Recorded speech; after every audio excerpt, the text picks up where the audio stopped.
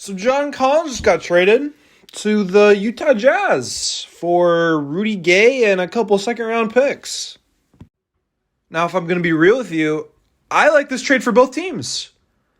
For the Jazz, it gets them another guy who is solid. I think John Collins needs a change of pace. He need to change of scenery. He's been on the trade block with Atlanta for about 2-3 years. So we all knew that eventually Atlanta was going to trade him away. At best, John Collins has been a over 20-point scorer, close to all-star level. I think he could probably get there on the Utah Jazz if they do well this season. He's going to have to play the 4 in Utah, which I think he's comfortable with because he's not the biggest stretch player in the world, and Laurie can shoot. So Laurie at the 3 seems fine to me. And for Atlanta, like I said, they've been wanting to trade John Collins for a while. They got a veteran in Rudy Gay. But to be fair, I think they just wanted to get rid of him, and no one would take him. So this is the best option that they're going to get. They have about $80 million in cap space for this offseason now. So they can definitely sign a very solid player. I mean, to me, the trade was definitely worse for the Hawks because they didn't really get much in return. But like I said, I don't think the Hawks were expecting to get something for John Collins. Maybe if you traded him like a year or two ago, you could have got something. But right now, I think that's the best you're going to get for him. I mean, you weren't going to wait him out. He's under contract until 2026 with a player option. He's getting paid a decent amount of money. So it's not like you were going to get a buyout, which I don't think they were expecting to. But I think John Collins is a good fit in Utah. I think he's a pretty solid fit for them. Looking at Utah now, you got like Colin Sexton at point guard, Jordan Clarkson at the 2, Laurie's going to be at the 3, John Collins at the 4, Walker Kessler at the 5. That's a very tall front court. Let me tell you. Like, Walker Kessler's like 7 foot. Lauri Markkanen's like 6'10". John Collins like 6'9". That's a pretty solid 3, 4, and 5 that you got in Utah now. And I know John Collins isn't the greatest shooter. I think last year was his worst year that he shot from 3. But he can still shoot the 3 on occasion, so you can still spread the floor out. Walker Kessler's obviously not going to be a shooter for you. Who knows? Maybe he develops a jumper this offseason. I doubt it. But you got a great shooting team. Jordan Clarkson's a great shooter. Lauri Markkanen is an amazing big man for a shooter. John Collins is decent, and you're gonna have amazing pick and roll offense now. That's what John Collins does. He's a pick and roll maestro because sometimes he can pop, and he's very good on the roll. You can lob it to him about anywhere. He's got the vert of like 40 inches. So it's gonna be deadly. And I know Jazz fans were probably interested in seeing their new draft pick Taylor Hendricks start, but I think this might be good for him. You know, get a little more time on the bench. Have him develop a little more. Also, with your other draft picks, have them develop a little more. Not have them go into the starting rotation right away before they're proven.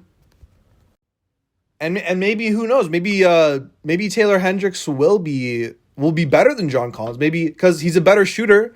So maybe they want to use different lineups throughout the season to have a more versatile offense. And then you could have John Collins coming off the bench. It's a great player to have coming off the bench. Not a great player to have come off the bench with his contract. But it's not the worst thing that you could do. I mean, the Jazz did have some cap space I talked about in an earlier video, but I didn't know who they were going to be able to sign because I don't know who's going to want to come to Utah with a young core of players who are not really in playoff contention. They're like, I guess they will be in playoff contention this year, but they're not going to be a team that you expect to go far. I mean, they'll probably be a first-round exit, second-round exit as at best, which I don't see them going to the second round next year.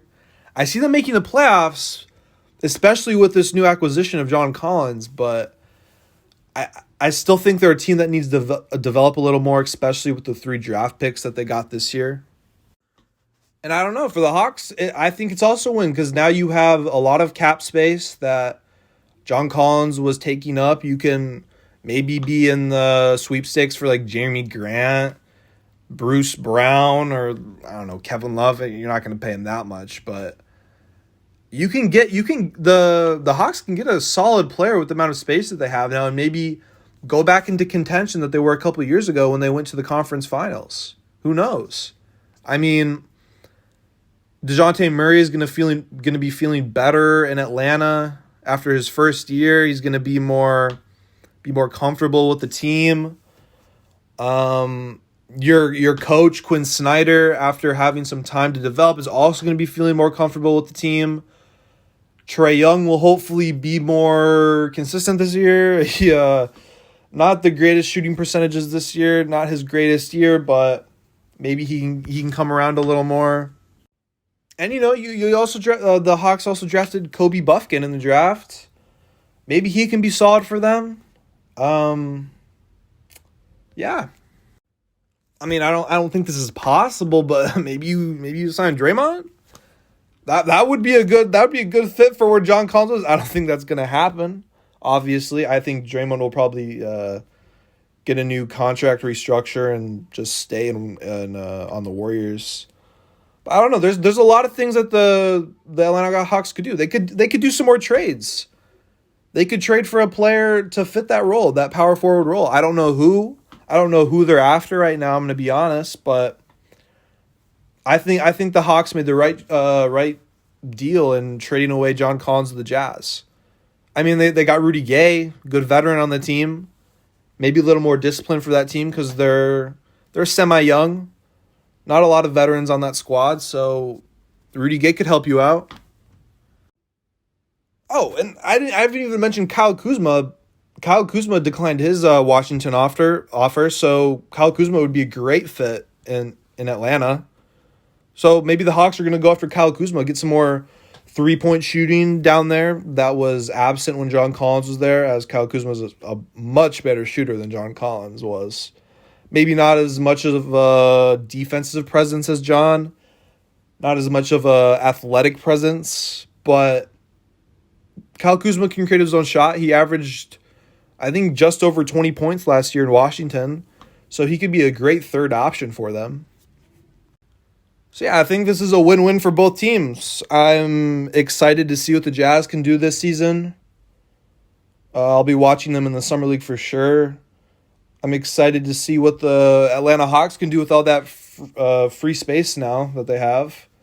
Because John Collins was a starter, so you're going to need to fill that role. You can't just trade him away for nothing. I know you didn't want him, but you're still going to have to get something out of it. If that's signing a player, trading for another player, you got to do something.